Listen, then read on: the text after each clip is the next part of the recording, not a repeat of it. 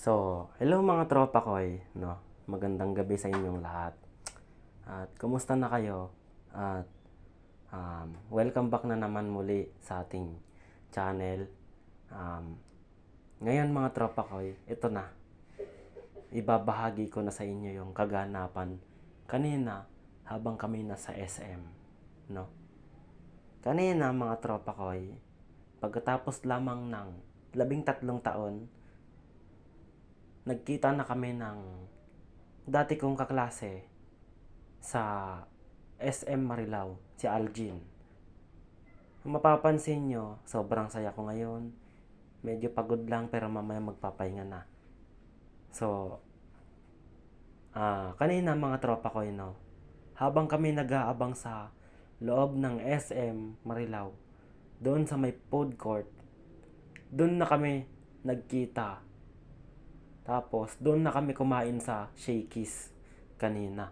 So, napakasaya ko mga tropa ko kasi ngayon ko lang na-experience tong reunion na to. Tapos next year ulit sa darating na graduation ko, no?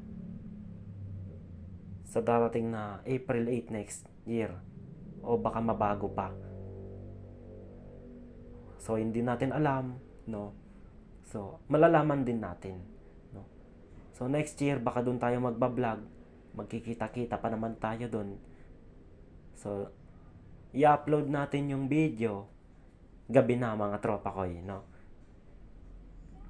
So, maraming salamat sa mga nag-aabang sa video natin pamula pa kanina, no? Simula nung nag-upload ako, ang daming panoodan sa YouTube. Pero sa Facebook hindi ko pa ito na i-upload. So, maraming salamat sa inyo mga tropa ko, no? At mapapansin nyo, kung hindi nyo nalalaman mga tropa ko, ilang oras lang kami nag-uusap sa SM Marilao. Ilang oras din kami nagkwentuhan doon, tawanan, kainan. Tapos,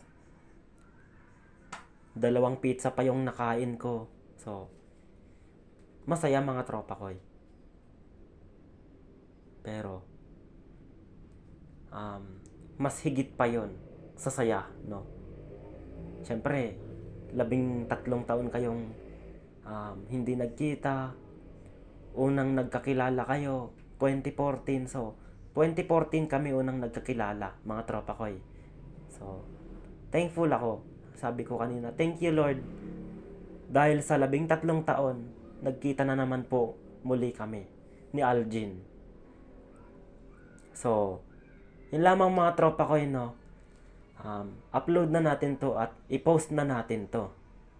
So yun lamang mga tropa ko. Bago ka pa lang, huwag mong kalimutan na mag-subscribe sa aking channel at huwag mo rin kalimutan na mag-follow sa aking Facebook page. So yun lamang mga tropa ko. God bless.